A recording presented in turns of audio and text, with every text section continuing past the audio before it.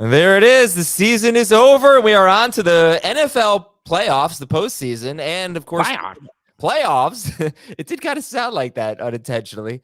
And of course, talking about 2023, we're going to unveil our top 12 players in PPR for 2023. And we're actually doing a mock draft later today. So, yes, we are getting right into it. Adam Azer, Dave Richard, and Jamie Eisenberg. Heath Cummings is disappearing for 2 weeks, I believe. So it'll be the three of us on the mic. Maybe we'll mix in some of the other guys, but for the upcoming weeks. But remember, 3 episodes per week going forward. Good afternoon to Jamie and Dave. Jamie, how you feeling? Just overall NFL playoffs, first round coming up. Like, where are you right now in the NFL playoff landscape? I think there's going to be a few lopsided games. I think San Francisco wins easily. I think the Bengals, especially if there's no Lamar Jackson, win easily. I think the Bills, if there's no Tua, they win easily. And then there's going to be, I think, a couple of really close or 3 really close games. I think you have the Bucks-Cowboys game should be close. I think the Giants-Vikings game should be close. And the Chargers-Jaguars game should be close. So I'm really looking forward to seeing how all these things unfold. I'm really immersed in this right now because I'm doing playoff challenge rankings and trying to map out who is going to advance the farthest because you want to accrue the most points. And so, the teams that you think can advance from the wild card round obviously have the most appeal because you're playing 4 games if you think a team can get to the Super Bowl. So San Francisco, to me, seems like a very logical team to gravitate toward because they have the easiest path to getting there. The Bengals and Bills are going to cross paths. So if you like one of those teams to advance past the other and then get past the Chiefs, most likely, that could be 4 games of just crazy production too. So it's been fun. That story will be up probably by the time you're listening to this. So I'm excited about it. How about you, Dave? What are you thinking? How many NFC teams have a quarterback that was taken with a first-round pick, a starting quarterback? In the NFL draft? In the NFC.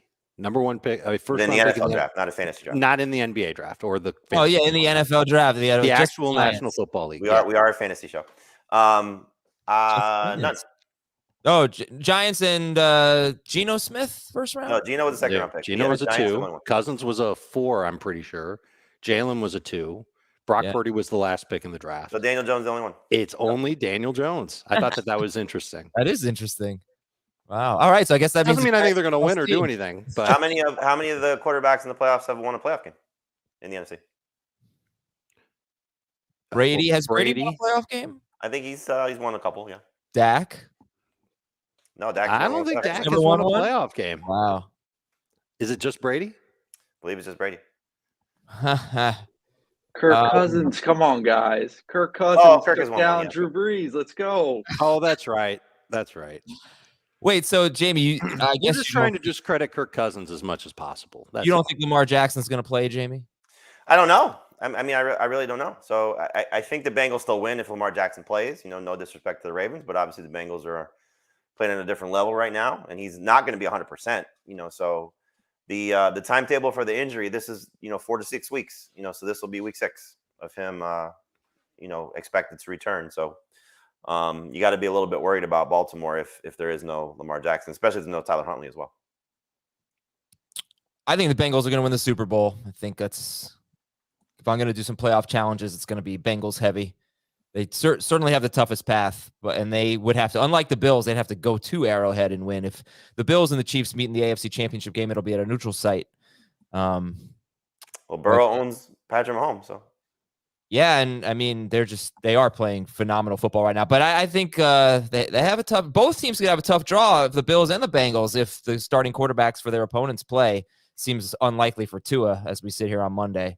But there was a report that Lamar Jackson had a good chance to play in the playoffs. Well, there were actually differing reports. Schefter, I believe, said going into Week 18 that Lamar Jackson should be on track to return. Rappaport said the status is still unknown, and every time Harbaugh opens his mouth, from the beginning of this until last week, it's gotten more and more pessimistic. All right. Well, it's a lot to consider. It's very very exciting. Probably not going to be a great week of wild card, but you never know. The NFL has a tendency to surprise us. All right, so who is like the lowest seed on either side that you could see making a run to at least the conference championship? Tampa. The lowest seed on either side would be the Chargers as a 5 seed. Okay, so if if the Chargers get out of the first round, they may not get out of the first round. Tampa may not get out of the first round. Tampa may not either. They're underdogs at home, 3 points to the Cowboys. If the Chargers beat the Jaguars, they're 1-point favorites. That game's Saturday night. Boy, they want you to put your money on Tampa. It's Cowboys -3. Yeah, in Tampa. Mm-hmm. They're begging you to put your money on Tampa. I don't buy that stuff. I mean, like, why are they begging you to put your money on Tampa? Because they think Dallas is going to win by more than 3, and Dallas has looked terrible for the last couple of weeks. I don't buy it. Is that really how Vegas works? I mean, they're creating sometimes they do. Sometimes they do. Yes. I mean, like Tampa is so bad. It's crazy.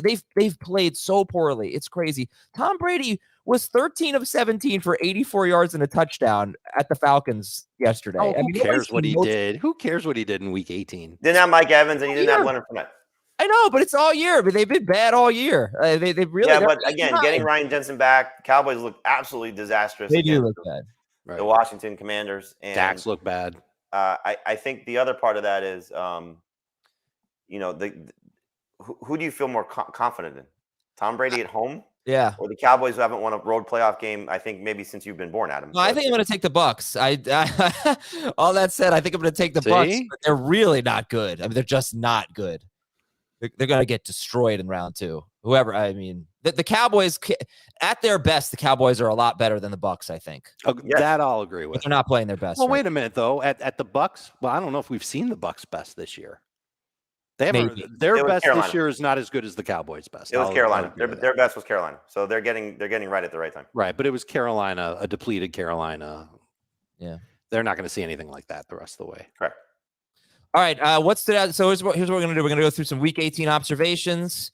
Just, some scraps from the fantasy season, some interesting things.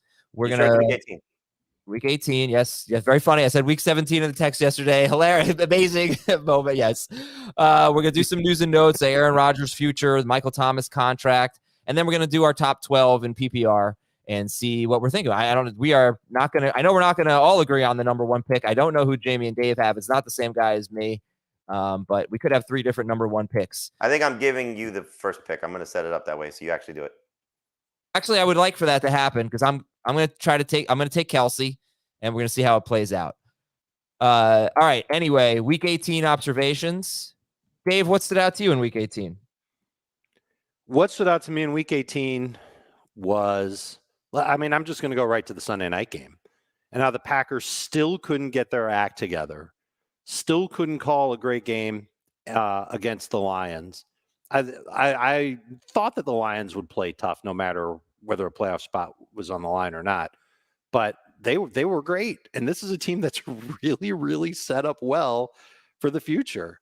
I love the play that was negated by Jameson Williams. He had a catch and run touchdown that was called back by a penalty. That dude's going to be amazing. I'm really looking forward to seeing him in his second season, not having to worry about his knee, his speed clearly not affected by the ACL tear. Goff played well. Their offensive line is such a huge strength for them.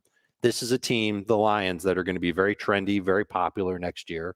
And they're going in the right direction. Well, I think the Packers are going to end up being one of the bottom feeders in 2023.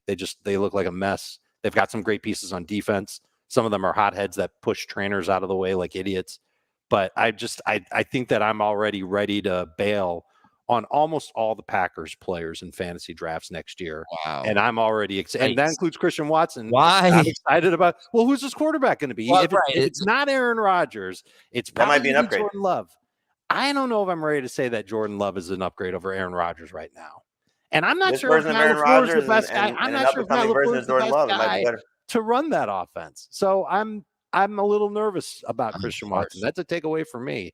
Probably going to draft Jameson Williams over Christian Watson, especially if Watson doesn't have Rodgers. If Watson does have Rodgers, though, Rodgers just falls in love with that number 1 guy and looks for him in the end zone all the time. And I was watching the game with a couple friends last night, and I was like, I'm going to draft so much Christian Watson. You were ready to take Christian Watson. I've always kind of. But you were ready to draft too. That's how I know that you're 2 hours. Yeah. How about you, Jamie? Week 18. Patience.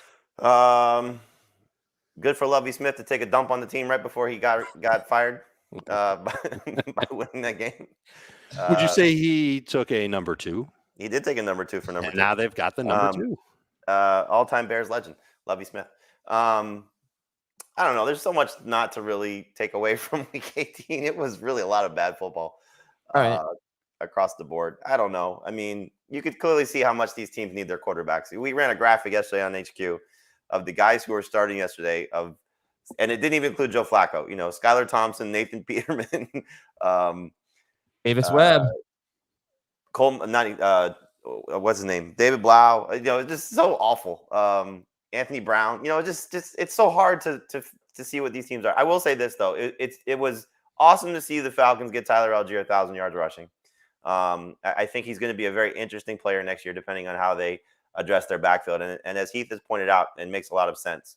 It may not be 2023, but these guys that get drafted late, or in the case of James Robinson, an undrafted free agent that have these, standout seasons. So take this into account with Dameon Pierce and Tyler Algier. They don't usually last very long as standout fantasy options. So we'll see how much their teams remain committed to them, how much their systems still favor them. But both had really good rookie seasons, and we'll see what happens to them moving forward. Yeah, there was also just a really bad fantasy week, even for the great players that were playing for stuff. I mean, Mahomes, Saturday, for example, the Chiefs, the two games, Chiefs, Raiders, Jags, Titans, Mahomes and Lawrence were not good. And Henry was okay, but ETN Christian Kirk thought he would play great. He was great. He was great. Chasing his incentives, he got him. I thought Zach Moss was going to have a big game. He did. Good matchup. But who are your top 5 quarterbacks? Huh? Who are your top 5 quarterbacks in Week 18? I think they were all bad. Yes, they're all bad. Well, not Josh Allen. Allen was great, and the other 4 were bad. Yep. Mahomes, but we said this though, that Hurts could be a little limited. Just to be careful with it. We thought that there was a chance of, some of these situations arising. Justin Herbert was very up in the air because of how much would they play, and they played more than we expected. Yeah, way more. All right, I'm going to just shout out a few things, and you tell me if they mean anything. Ronald Jones led the team in carries, had a rushing touchdown. What the hell? That's the first thing you're going to shout out? What Week the 18. hell? It was a game they were playing for something, but okay, we'll see what happens in the playoffs. They also did Ring Around the Rosie, so I don't know how serious they took that game. Yeah, what? They were playing for the 1 seed. They took it seriously. Deontay Johnson, 10 targets, had an almost touchdown. He was a yard or 2 away, but he finishes the season with 882 yards, no touchdowns on 147 targets. Wow. Most targets by a mile for a receiver without a touchdown. He did catch a 2-point conversion, so he got a third of a touchdown. Mac Jones scored over 20 fantasy points in his last 3 games. The Bengals, Dolphins, and Bills were his opponents. Mac Jones. Give him an offense coordinator. And a receiver. Russell Wilson, 2 games without Nathaniel Hackett, and they made some changes. They used some bigger personnel to try to set up their play action game. How about this? In the first 15 games, first 16 weeks of the season, Denver was 25th in play action rate. In their last 2 games after firing Hackett, they were 8th. And Wilson had 2 of his 4 best games. I think that means something. I really do. I think that comes down to the coach. I would expect them to hire a quality coach or at least have a quality play caller. And I think Russ is a bounce back candidate next year. I had forgotten that they had the Dolphins' first-round pick from the Bradley Chubb trade, so they do have some capital, but they still have very limited draft capital if they want Sean Payton. Jared Goff, Azerstat here, he led the NFL with 8 completions that were 8 completions to the 1-yard line, including one last night to Khalif Raymond. After those 8 completions, 6 of them were followed by Jamal Williams rushing touchdowns. 1 of them was followed by a Jamal Williams fumble, and 1 by a touchdown pass. So 8 completions down to the 1-yard line for Goff. Most in the NFL, only 1 of them was a touchdown. Jamie, if 4 of them, only 1 of them ended up with a touchdown pass after. If 4 of them had become touchdowns instead of 1, he would have been QB 6 for the season and QB 8 per game. Do you have in front of you, don't go look for it because it doesn't really matter, but do you have in front of you, how many of those were on the road? No. How many of those throws or how many of those touchdowns? How many of those situations where they ended up on the 1-yard line was on the road? Because he was great at home. Number of them. Most passing touchdowns of any quarterback this season at home. And he was obviously very mediocre as a fantasy quarterback on the road. Only 1 good game on the road, which was at Carolina 2 games ago. So, or 3 games ago at this point. I think he's going to be, Dave said it, they're going to be a trendy pick in a lot of ways. And I think Goff from a fantasy perspective will be trendy as well. It's a good offensive line. It's a receiving core that's clearly going to get a boost with Jameson. I'd like to see what they do with Chark if they bring him back as well. Not that they need him if Jameson is Jameson, but it's a quarterback that if you do decide to wait, and especially if you want to take 2 guys later, a Goff Russell Wilson pairing could certainly work. A Goff Trey Lance, if you're looking for upside, can certainly work. So Goff was pretty consistent. Again, mostly at home, but pretty consistent. So with what's coming for them again, and I'll say this, like I said on the last time we talked about this, keep Ben Johnson, please. If he doesn't get head coaching opportunity, but he was so good for this Lions offense from the end of last season through the majority of this year. Okay, and one thing that's going to scare people a little bit is we saw Eli Mitchell play yesterday, and he had 2 rushing touchdowns. McCaffrey had a receiving touchdown, but if people don't pick McCaffrey as their number 1 running back, it will be, I think, because they're worried about a split. So we did see it yesterday, and McCaffrey, I'll give you the numbers a little bit later when we talk about our top 12s, but his numbers with Eli Mitchell healthy and without, it might honestly be twice as many fantasy points. I didn't do the averages. Might be 3 times as much. It's insane. Not as insane as this incredible deal you're getting on Sportsline. Use the code TACKLE. Sign up right now for Sportsline and use the code TACKLE and get your first month for 99 cents. And it's extremely affordable after that, and it's great advice if you want to do any sports betting. Sportsline is an amazing resource for you, and for player props and for fantasy. Great content. It's a computer model that gives you predictions. It simulates games over and over and over again and gives you great predictions, but it also has terrific writers, and we tell you which writers are hot. We're very transparent about it. So go to sportsline.com, sign up, see what it's all about. See what it's all about without signing up first. Then sign up and use the code TACKLE, and you get your first month for 99 cents. All right, news and notes. Aaron Rodgers is uncertain about his future. He'll make about $60 million if he plays next year. Rich Sirianni said Jalen Hurts was hurting bad. And he scored 8.5 fantasy points. He ran only 13 yards. But is Rich Sirianni Nick Sirianni's dad? Yeah, Rich Sirianni is Nick Sirianni said Jalen Hurts was hurting bad. And it's a good thing they got the bye. It was dicey. Mike Williams left with a back injury. It doesn't seem that serious right now. Seems like he has a good chance to play. But Joey Bosa may have aggravated his groin injury for the Chargers. So that right now you got me thinking, did I say the right Bosa? Because I said the wrong Sirianni. I think John Bosa, the dad. Yeah, we're going to have to check in with Papa Bear. Tyreek Hill left with an injury. He's okay? I don't know. I mean, he kept coming back in. He was actually on the field for their last punt return. I think it was to set up the. He was returning it, yeah. The field goal. He didn't actually return the kick, but no, he was back there. I'm gonna guess he's fine. Okay. Dalvin Cook interviewed him on CBS Sports HQ afterwards, so I'm gonna guess he's fine. Okay. Dalvin Cook left with a knee injury, but he returned. Let's give a shout out to Russ Yeast, rookie safety for the Rams. He was hospitalized with a pulmonary contusion. He's doing well. He's in stable condition, and we're thankful for that. Good. The Bears have the first pick in the draft because they lost, and the Texans won miraculously, and they went for 2. But you know what? Cautionary tale. This happened to the Lions 10-ish years ago, whatever it was. And the Raiders got the number 1 pick, and they took Jamarcus Russell, and the Lions took Calvin Johnson. What happened to the Jets and the Jaguars? But the Jets weren't week 18. I thought it was week 18. The Jets won in weeks. No, sorry. It would have been week 17. It was 15 and 16. They won weeks 15 and 16. Don't quote me on that unless you know for sure. It was either 14 and 15 or 15 beat the Rams.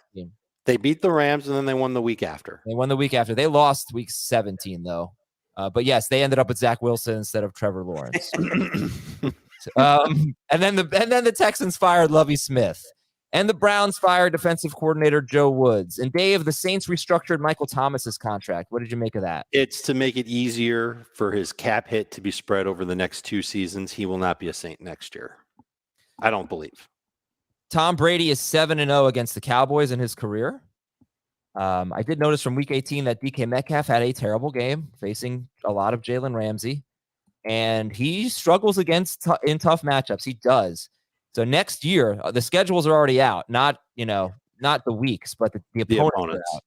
He's going to face Arizona twice. He's never good against them. He's going to face Jalen Ramsey twice. He's going to face San Francisco twice.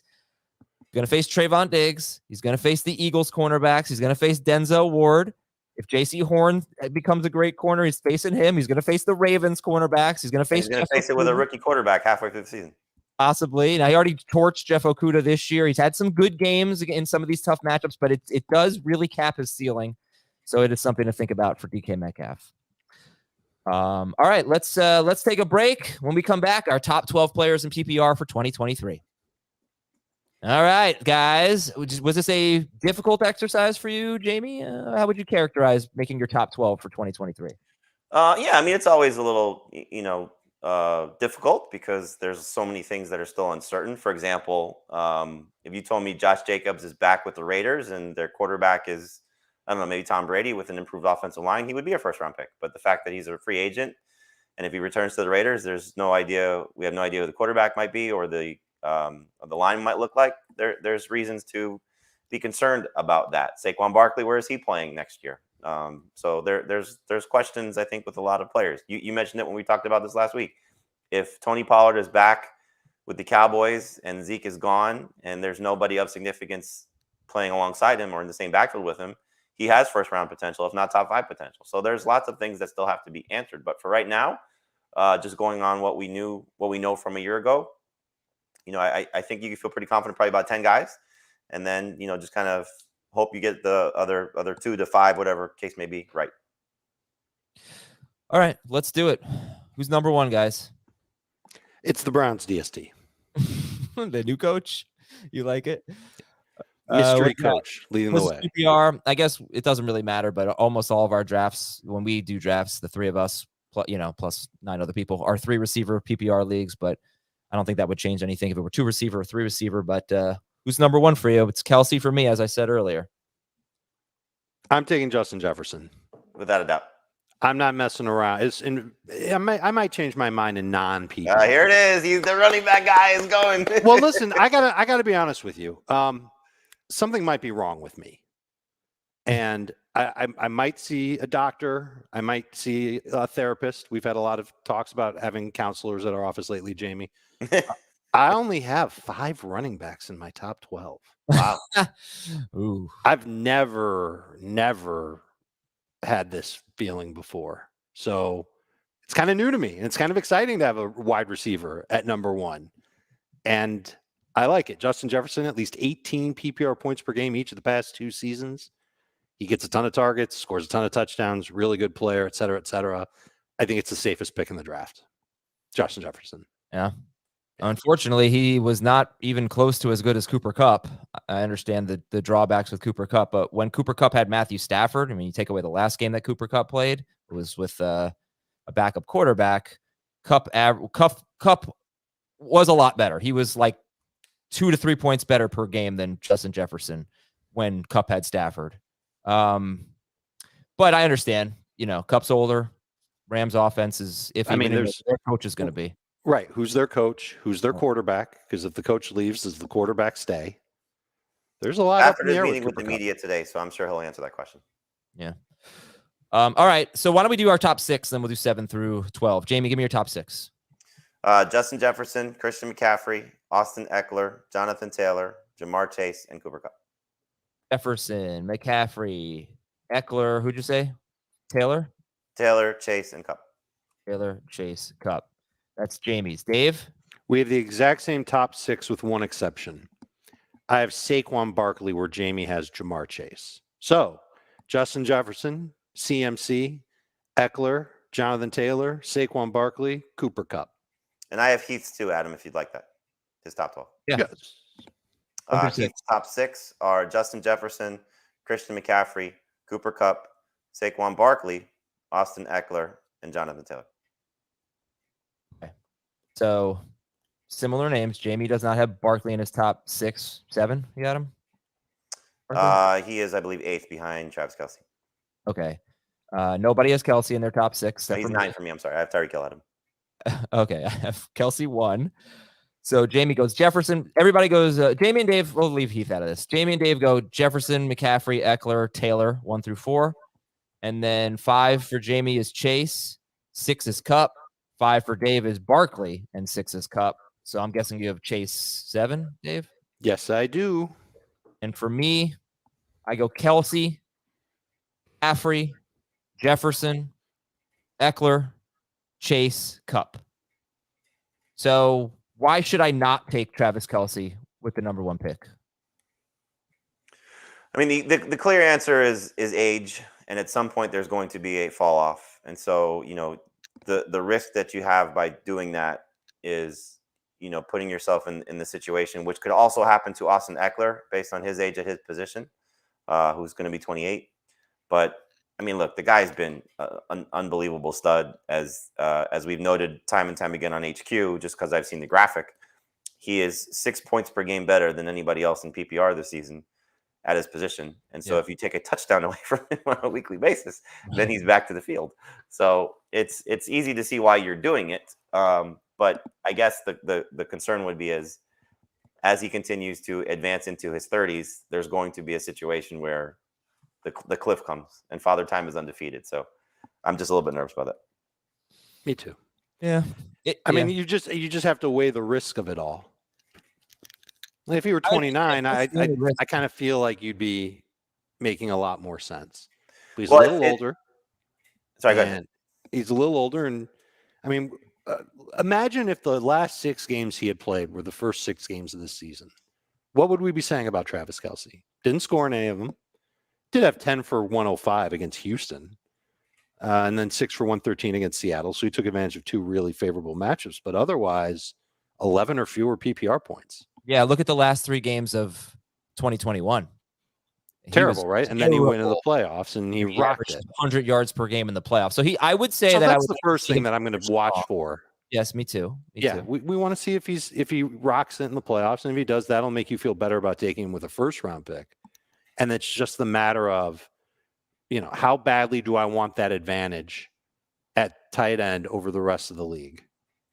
Well, the other part of this, though, is Adam, you want it bad enough, you're taking him number 1. But I think that comes down to also, you get assigned your draft pick. Several leagues, obviously, you can choose your draft pick. You get assigned your draft pick. We're all saying he's a first-round pick. So whether it's, in Dave's case, I think he was the lowest guy, if I remember correctly, from our Sunday show. Yep. And I think I was the highest of the 3 of us at 7. I think Heath was somewhere right around there. So you're just saying, I'm just trusting the positional advantage that I'm getting 6 spots more than where I would take him if what these people are telling me to take him, where these analysts are telling me to take him. Mm-hmm. And so if you pick 3rd and that's you feel is the best player, then that's the guy you take. That's just the nature of how you draft. So it's understanding what's available to you in round 2 and 3 and 4. Just how you're going to build out your team. And so that's just the decision you have to make. If you really want Kelce that badly and you have the first pick, then you take him with the first pick. It's pretty simple. Well, the other element is you got to see how the mock drafts play out, and you got to see which running backs and wide receivers are available to you at the 2-3 turn. And that's whether you're picking 1, 2, or 3, whatever you want to take Kelce, you got to see who's available there. Because if you're telling me that, if I had taken Kelce number 1 this year for 2022, I could have taken Tyreek Hill and T. Higgins and A.J. Brown and all those guys at the end of round 2 and 3. And that would have been great. I don't know who's going to be there this year. That's why I want to do this mock draft and see how it plays out. I'm more concerned about running back. If I don't take a running back at 1, 2, or 3 or whatever, and I take Kelce, who's left for me in rounds 2 and 3 if I want to go hero RB and get a great one? Are they all gone by then? So I feel like I'll be able to get 1 or 2 really good wide receivers that I'm excited about. I don't know about running back, but that's what it is. I could obviously this is all subject to change, but it's definitely the most important thing is going to be, do I feel good about the running backs and wide receivers at the 2-3 turn? Because I know I'm not going to feel good about the tight ends. 2 things. Number 1, I'm going to give you some names of running backs. You tell me if you'd be excited to take any of them at the 2-3 turn. Nick Chubb. Yes. Dalvin Cook. Tony Pollard. Cam Akers, maybe? No, not Akers. Okay. I think those are the types of running backs that you'll find at the 2-3 turn. Yeah, I think if you commit to this, though, you almost commit to just not a 0 RB, but a modified 0 RB, and just you look at the receivers that are coming back to you. And that's where the second part of what I wanted to say comes into play. I think receiver is going to be really juicy when you get to rounds 3, 4, 5, 6. And we said that this year too. We did, but there were a lot of veteran receivers in that mix. I love so many guys in the 2022 class. I already talked about Jameson Williams and Christian Watson at the top of the show. And that's one you said you weren't taking. One of them, I will take Watson if he falls enough. I'm just telling you I would take Jameson Williams first. I'm not going to be in love with Watson if he doesn't have Rodgers. Today, he's got Rodgers. I'm not drafting any Packers. Right. Well, I would change my mind if Aaron Rodgers is back. Look, and so for now, Aaron Rodgers is there. I would take him if he's there in round 5 in our draft today. I would take him. But there's others in the class besides those two. I think you'll find a lot of those guys. I think you'll find a lot of other receivers that'll be at good value in that range. You want to call it the dead zone because that's where Allen Robinson and DJ Moore went. You could say that for wide receivers, but I think that'll give you some confidence to try something extreme, like taking Travis Kelce early on. Okay. All right. So let's do 7 through 12. And Jamie, your first 6 were Jefferson, McCaffrey, Eckler, Taylor, Chase, Kupp. Timeout, actually. Let's talk about Jonathan Taylor here. And, was it just what happened? I mean, they were the second worst offense in football. Their line was really bad. Why the confidence in him to take him once again, Jamie? And then I'll ask you the same thing, Dave, as a top 5 pick, Jonathan Taylor. He's 24. He's a year removed from being the best running back in football. And I think if you're the Colts, you still have some pieces on the offensive line to build around, the biggest one being Quentin Nelson, who still has a chance to be an all-pro guy this year. The quarterback obviously has got to be addressed, and I think that's the clear focus of this team, along with getting a new head coach. So I'm confident that they'll make those proper adjustments. But really, it's more about buying into the player at his age, at his ability level, and I still think that he's got the upside to be the number 1 running back in fantasy, or certainly in the conversation. He's got to be involved more in the passing game to get to that level again. But he just has so much upside if everything is right around him. And again, that's what we're talking about here. That's why it's early rankings. If they come back with another Derek Carr replacement for Matt Ryan and don't find the right head coach because nobody wanted to take that job, I'd be concerned. Let's say if it's Harbaugh, for example. So bad coach, bad quarterback, don't address the line, then Taylor's not worth taking in the top 5. Right. We're assuming that they do a decent job at quarterback, do address the offensive line, and they have a good play caller. Just a reminder of what Jonathan Taylor's upside is. In 2021, he averaged 21.2 PPR points per game. Yeah. That's basically what Justin Jefferson averaged this year, for some context. Okay, so let's do 7 through 12 now. Who you got, Jamie, starting at 7? Kelce at 7, Tyreek Hill at 8, Saquon at 9, Stephon Diggs at 10, Devontae Adams 11, and Kenneth Walker 12. Okay, so Kelce, Hill, Barkley, Diggs, Devontae, and Walker. Ken Walker. Okay. Dave, who do you got? We have the same names in our top 12, just a different order. Chase is 7th for me.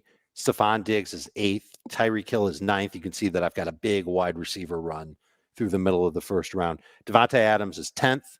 Now I've got Kelce at 11 and Kenny Walker at 12. Okay. I think I have everybody the same except I have Mixon in there and not Walker. So I went 7 through 12 for me was who was 6 for me? Kupp. Sorry. Yeah, 6 for me was Kupp. So I went Tyreek Hill. 7, Stephon Diggs. Jonathan Taylor is 9. Barkley 10. Mixon 11. Adams 12. For Adams, just got to see what the situation, who the quarterback is. And I do think, I didn't have a chance to break this down, but I do have a feeling there's a pretty big difference between Adams with Renfro and Waller on the field and without them, because he was going crazy while they were hurt, right? I mean, I think there were times I don't want to really judge that until I see who the quarterback is, because that's such a huge situation, I think. I mean, he had a pretty huge game with Stidham against the 49ers, and Waller and Renfro were on the field. For sure. Yeah. And it's not like he was bad at the start of the season either. All right, so there are so many running backs. I think we're developing a consensus here of McCaffrey, Eckler, Jonathan Taylor, Saquon Barkley as the top 4. And then it gets pretty interesting after that. You guys have Ken Walker as your RB5, right? I do. As of now, I think that's a team that has the ability to reshape their roster, or I shouldn't say reshape, improve their roster, with the draft capital that they have, that they got in the Russell Wilson trade. While if they didn't want to take a quarterback and just say, okay, we're going to go with Geno for the next 2-3 years and then maybe find a quarterback after that, then it's all at the offensive line and the defense. And so, the Kenneth Walker the third, Ken Walker can be just an absolute stud for the next several years. But the There's two guys I think that can crack. I should say there's 3 or 4 guys I think that can crack the top 12 for me. Ramondre Stevenson with the right offensive coordinator and no Damian Harris. Tony Pollard without Ezekiel Elliott and no significant competition. A healthy Breece Hall, if he's 100% ready to go by training camp, and a healthy Javonte Williams with the right offense around him too. Those guys can all potentially crack the top 12 if you want to go heavy at running back. You didn't say Mixon. Mixon, I think, is in the conversation, especially if you look at what he's done the last 3 games as a receiver. 20 targets, 17 catches. That guy with the touchdown potential that he has would be a top 5 running back. Yes. Yeah, I mean, I'm very conflicted on him. He's RB6 per game this year. And just unfortunately, so much of it was the Carolina game where he scored 5 touchdowns. He's pretty disappointing other than that. He had 2 games all year with more than 18 points. And honestly, it just comes down to one thing. He really sucked as a runner. 3.9 yards per carry. That is really terrible. But he had 60 catches in 14 games. I mean, the role in the passing game was all season long. But the problem for Mixon is he's not their third down back. So all it would take is Burrow not throwing to him as much on first and second down. And then what do you have? You got Najee Harris, right? On a better offense. He should score more touchdowns. I think that was a huge problem for Mixon. He scored 9 touchdowns this year. 5 of them came in one game. For most of the season, he just wasn't scoring. But I think the only thing that's going to hold people back, and they can admit it or they can make fun of me or whatever, is definitely how inefficient he was. If this guy had been averaging 4.5 yards per carry, he would have had a monster season. But I just don't know if he is that kind of runner. I'm almost running out of hope for him. He's had a pretty below average career as a rusher. I always put it on the offensive line. Then they went out and they got 3 new starters and nothing changed. He should have had a monster year, and he was lucky to finish as RB6. But in terms of being on a bet, like his offense is going to be better than Ken Walker's offense. He's going to have, so like he's already set up. He's just kind of not sexy right now, Joe Mixon, but he's also safe. Getting to that career arc of when you got to start to worry. He'll be 27. Yeah, I think I'm not really worried about him. Yeah. No. I don't think you got to be worried about it this year, but he's getting there. Fine from a dynasty standpoint, but that's one thing. But he should still be able to have one more great year. But right. But all those things that you said, Adam, I still don't think he's going to make it back to the turn at 2-3 and be one of the running backs that you can get. There's no way. So there's going to be enough demand for him where he'll go at worst the middle of the second round. Yeah, that would be for me, he's top 15 pick. He's just behind Ken Walker. Yeah, he's a little further down for me, but he's like I would take him at this point over Derrick Henry, and I would take him over Josh Jacobs. I would not. So you guys had the same 12 players, right? Yes. And you both started. No, that's all right. Too many names. You both started Jefferson. We'll just tell you in mid-August. Jefferson. It's just too many. People get confused. Trust me. Jefferson, McCaffrey, Eckler, Taylor. That was your top 4. Dave went Barkley, Cup. Jamie went Chase, Cup to round out the top 6. Then it was, same names, but different order. For Jamie, it was Kelce, Tyreek Hill, Barkley, Diggs, Adams, and Ken Walker. For Dave, it was Chase at 7, then Diggs, Tyreek Hill, Adams, Kelce, Ken Walker. So how about the difference with Barkley here? Dave, you had Barkley 4th. Jamie, you had him 8th, 9th? Yeah, 9th. Yeah, it's just the uncertainty right now of what his free agency status will be. My bad. 5th for Dave, 9th for Jamie. Okay, so you're saying it's the uncertainty of his status. Dave, your thoughts on Barkley? I'm kind of assuming that the Giants find a way to keep him. And worst case scenario, he's back on the Giants, working with Brian Daboll, catching passes and taking handoffs from Daniel Jones. This year, that worked out pretty well for him. He had over 15 PPR points per game. I think he's got a chance to do a little bit better than that next year, especially if an upgrade or 2 is made along the offensive line. And if the defense improves a little bit as well, further kind of protecting Daniel Jones from having to throw a ton and letting the offense stay around Saquon Barkley, who will be in his age 26 season. That's how I'm viewing him. I think he's still going to be one of those few running backs that will get a ton of work and be very productive for fantasy managers. And you know me, I don't want to miss out on those types of players. Just don't overpay him. That does not work out well for those guys. No, and they will. It depends on what you think overpay means for a running back. Anything over $1. Matt Breida is the starter. 3 years. If they could do a shorter deal, 3 years, and I would franchise tag him because the I don't know this for certainty, but I would imagine just as running back deals have come down, it's not going to cost them as much because they have to pay Daniel Jones at this point. Yeah. Yeah, they do. Tyreek Hill is interesting. The end of season numbers are going to be skewed by all the Skylar Thompson stuff and even a little bit of the Teddy Bridgewater stuff. But if you want the 17 game pace for Tyreek Hill in only the games that Tua started and finished, was 119 catches, 1,768 yards, and 10 touchdowns on 173 targets. That's a top 5 player right there. Yes. That's why I only had 2 running backs ahead of him, I think. Are you sure we know who his quarterback is going to be next year? No. Yes. Unless it's the concussions are so bad that he has to retire, but I don't think they're going to change quarterbacks. They might. Tua. They tried to last year. I assume it's going to be Tua. They don't even have a first round pick, right? I'm ranking him as if it's Tua. But pick, do they? It could be better, and it could also get worse. And I think some people might be a little squeamish of getting Tyreek, knowing what his numbers. What was his 17 game pace in games not started by Tua? I didn't do that. It's so skewed because it's right. There's a lot of Skylar Thompson in there, and that's terrible. But even with Teddy, fine. What's his pace with Teddy? It can't be as good as what it was with Tua, can it? I don't. The Minnesota game was great. Yeah, the Minnesota game was great, but that was a Thompson game. Teddy. Right. Yeah. Teddy wasn't so bad for him. So Skylar Thompson was, and that's about it. McCaffrey. Let's finish up with some McCaffrey talk here. So let me get you the numbers, right? So he was number 2 per game in PPR, number 4 per game in non-PPR. All right. So he played 7 games with Elijah Mitchell. No, he played 7 games without Elijah Mitchell. He scored 25.8 or more PPR fantasy points in 5 of those 7 games. That's incredible. So let's just round up. 26 or more PPR fantasy points in 5 of 7 games without Mitchell. 4 games he played with Mitchell, he did not score more than 18 points in any game. Coincidence probably a little bit, but there's something to that. So how do you guys factor that in, Dave, the Elijah Mitchell problem? It's a significant issue, but I don't think it's enough to make you run away from taking Christian McCaffrey.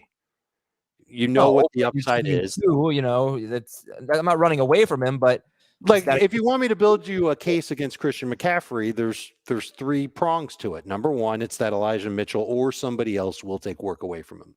Number 2, you can't forget about what happened to McCaffrey in 2021 and 2020. I'm not using that as an excuse anymore, obviously, but it's something that's got to be in the back of your mind. And it'll probably just make you want to draft Elijah Mitchell when you get to round 9 or round 10, just so you've got that backfield locked up. That's not a bad idea. And number 3, what's been the track record of the running back position since Kyle Shanahan arrived in San Francisco? Year after year after year, it's been a different dude leading the way. Now, if there was ever a guy to break that trend, it's Christian McCaffrey.